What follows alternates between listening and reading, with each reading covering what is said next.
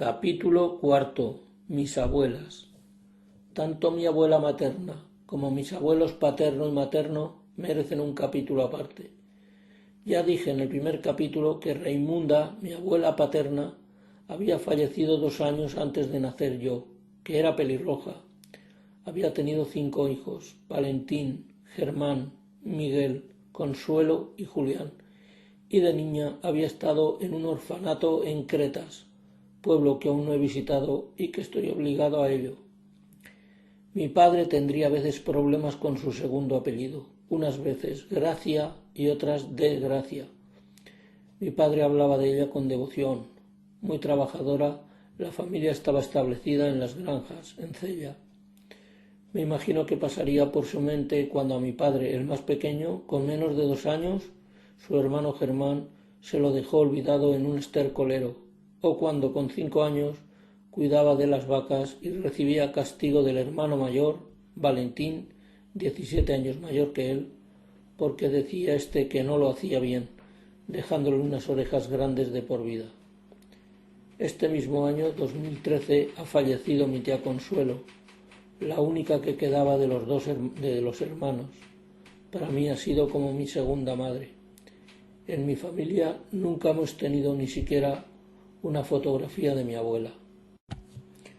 Mi abuela Carmen es irrepetible, pese a que solo conviví con ella continuamente muy pocos años. Me ha dejado un recuerdo de nostalgia de por vida. Pequeña y muy delgada, nunca conocí a persona tan trabajadora y que, pese a su genio y lo revoltoso que yo era, me tratara con tanta dulzura y dedicación. Era muy espabilada y le gustaba aprender cosas. Baste decir que la ilusión de su vida fue tener un aparato receptor de radio en su casa. Quizás por ello, cuando comencé a trabajar como electricista y pude comprarme un tocadiscos, pocos años después de que ella falleciera, me acordé de la alegría que le habría dado si ella viviera. En cierta ocasión, y cuando yo tenía 6 años, le acompañé hasta la misma sala del autobús, recién terminada, así como el muro de la misma, el otro muro ya existía, con un pozal metálico lleno de patatas. Allí estaba aparcado el camión de un valenciano, el cual cambiaba 1 kilo de sus naranjas por 2 de patatas. Al hablar medio castellano, medio valenciano, hizo que a mí me chocara, pues era la primera vez en mi vida que escuchaba quatre, cinc, etc. Volviendo a casa le pregunté a mi abuela que cómo se entendía, contestándome: «Tu abuela sabe mucho más de lo que tú te imaginas». Lo que no esperaba entonces era que mi vida futura transcurriría en la provincia de Valencia. Mi abuela nunca tuvo una radio, pero algo palió esto, gracias a las obras de teatro que representaban en casa de la tía Gregoria de vez en cuando y que tanto gustaban en el pueblo. Yo también asistí a alguna y recuerdo a Josefa de participante. La sala de espectadores me parecía muy grande. Hoy día está dividida en 2, las cuales pude ver hace 2 años en que me las enseñó la propia Josefa. Me pregunto qué diría ahora mi abuela si ella viviera, con la que se monta en Gea en la representación de la expulsión de los moriscos, gracias a la Asociación Cultural El Solanar. Recuerdo que a partir de los 5 años, cuando no tenía colegio, estaba más en su casa que en la mía, sea porque mi madre también estaba mucho o porque me mimaba. Recuerdo de estos años mis siestas en la alcoba y cómo me preparaba las meriendas caseras: cuajadas, queso, carne membrillo, encañadas y pastas, jamón, tortillas, conserva del cerdo y, sobre todo, cuando paría una cabra yo ya estaba esperando los calostros, una delicia. Por otra parte, cuando cometía abusos de comida, sobre todo con las ciruelas claudias y me dolía el vientre, me preparaba un brebaje que incluía nueces verdes, el cual me solucionaba el problema. En la época de la siega, si los segadores estaban cerca del pueblo, normalmente el grupo lo formaban mi tía Ascensión la Sorda, que segaba tanto como cualquier hombre, según mi padre, mi abuelo, mi tío Juan y mi madre. Mi abuela nos traía la comida en cestas de mimbre pequeñas. Recuerdo que me reñía por ponerme también a segar, pues quizás no hiciera más que estorbar y entretenerles.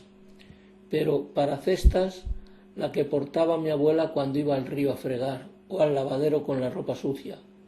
No quiero imaginarme cómo volvería con la ropa mojada y menos las mujeres que vivían más arriba de la carretera. Ahora bien, la era de mis abuelos era una de las más altas del pueblo y hasta allí subía con la comida cuando trillábamos. No había agua en las casas, salvo en unas pocas de la parte baja del pueblo, la Cicuela, y por ello llenábamos las tinajas a base de viajes a la fuente del lavadero o a la acequia, junto al molino. Y posteriormente, cuando se colocaron fuentes en el pueblo, nosotros íbamos a la esquina del edificio de la iglesia más próximo a la puerta de esta. En mis primeros 2 meses de vacaciones que pasé con mis abuelos viviendo ya en el puerto de Sagunto, comencé por mi cuenta a llenarle las tinajas de la casa, y mi abuela no cabía en sí de contenta. Le llevaba la cesta de la ropa o del fregue y le acompañaba a la huerta trayendo también alfalfe y verduras.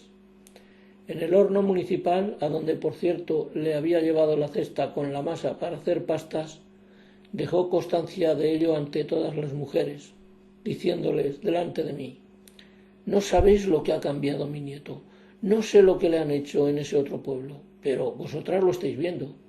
Dice que es porque ha tomado la primera comunión».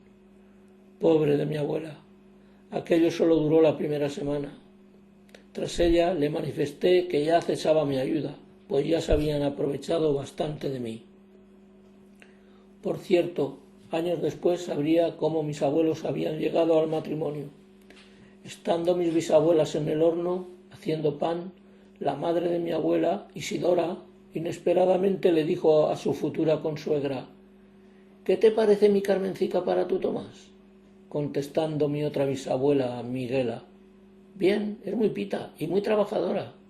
Y al llegar a casa, ésta le dijo a mi abuelo dónde se tenía que ver con la joven Carmen. Yo tuve constancia de lo felices que fueron mientras vivieron juntos, con sus problemas, y aprendí sin ninguna duda de que en una pareja el roce y la bondad de cada uno para con el otro hace que perdure el cariño. En otra ocasión y durante ese verano, estando entreteniéndome por el corral con los animales, llegó mi abuela con el cestón de la vajilla y nada más entrar en él se le tiró el gallo. Ello hizo que yo cogiera un palo delgado y corto de la treñada, alto donde se guardaba la leña para servicio del hogar, y salir detrás del ave. Mi abuela me gritaba: «Deja de correr detrás del gallo, que lo vas a matar». «Tranquila, abuela, que solo le voy a dar un escarmiento a este chulo», le contesté. Mi abuela siguió insistiendo en que lo dejara, pero yo seguí hasta acorralarle detrás de una conejera, observando que éste ya no corría y respiraba muy rápido, así que con la varilla le di un toque en la cabeza, como si lo fuera el mal caballero, de verdad, suavemente, y cayó fulminado al suelo. Quizás el animal quiso morir allí, porque fuera su lugar más visitado, ya que era nuestra zona de evacuación.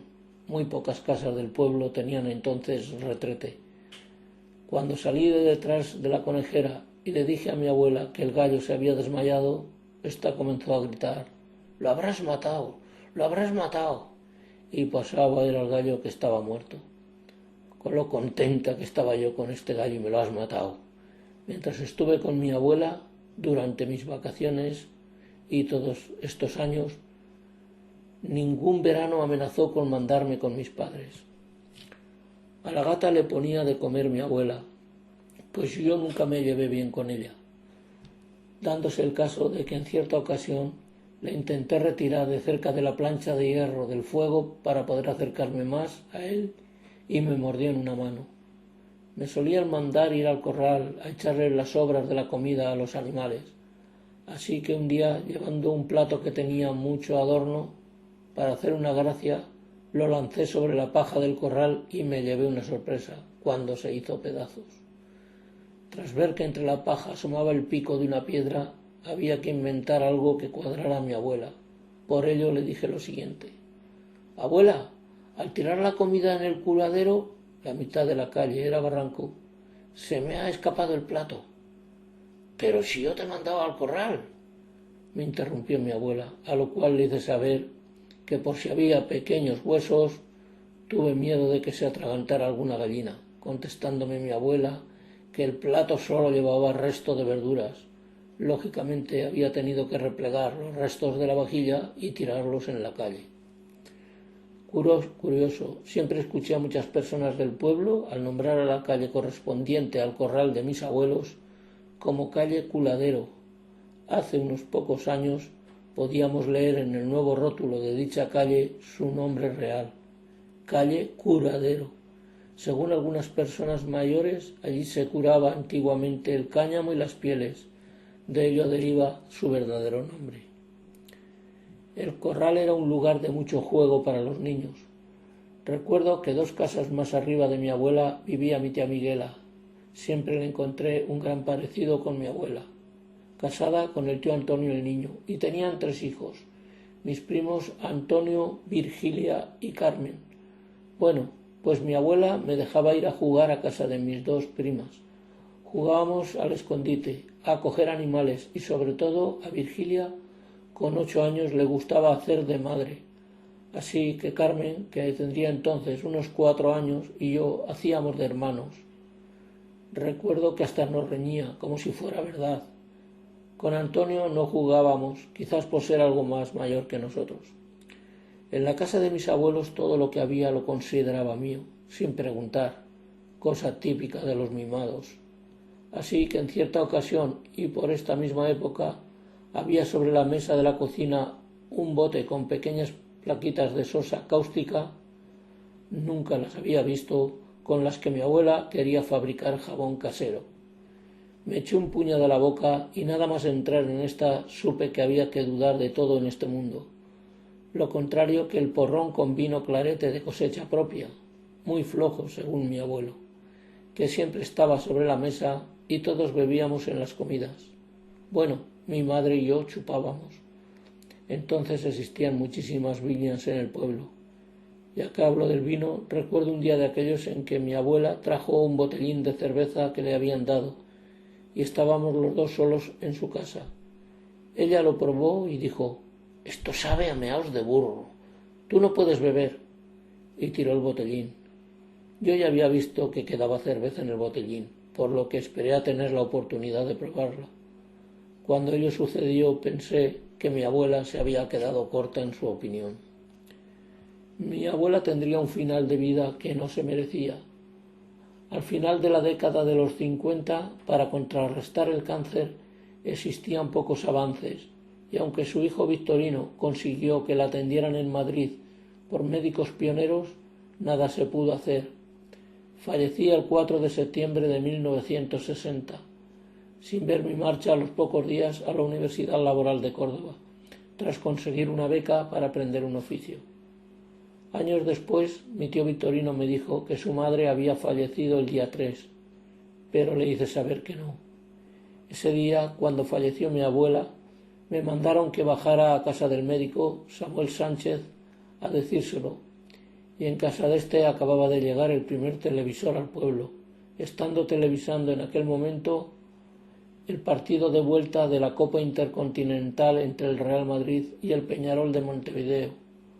Por tanto, el acta de defunción y la fecha de la lápida están equivocados. Eso que importa ya. Nadie puede asegurar qué sería de ella, pero lo que sí estoy seguro es que por fin descansó, al igual que los 2 primeros hijos que tuvo, cuando estos tenían 2 y 4 años. En aquella época, 1 de cada 5 niños fallecía. En el momento de su muerte tenía 69 años. Y llevaba ya muchos pareciendo una persona más mayor. Muchos detalles de mi vida me conducen a su recuerdo. Con su muerte, mi abuela no sufriría los días que pasamos la familia 2 años después, con la muerte de su hijo Juan en Madrid, donde residía y trabajaba. Sin duda la mayor desgracia vivida por mí hasta entonces. Jamás podré olvidar el impacto que causó en mi madre. Estando sentados mi madre y yo en el comedor, llamaron a la puerta y por el ventano que estaba abierto, el cartero nos dijo que era un telegrama. Aquello era muy raro, pues posiblemente fuera el primero que recibíamos estando ya en el puerto. Se lo di a mi madre, toda nerviosa, y lo abrió. Tras leerlo rápido comenzó a gritar: «No puede ser, no puede ser», sin dejar de repetirlo, mientras, llorando, agachaba y levantaba la cabeza sin parar, sentada sobre la silla. Entonces cogió el telegrama y os podéis imaginar. Estoy ahora llorando y no veo bien las teclas de mi ordenador. Según el geano Benedicto, amigo íntimo y vecino de mi tío en Madrid, había estado tranquilamente con él aquel domingo por la mañana y por la tarde le llegó la noticia de su muerte.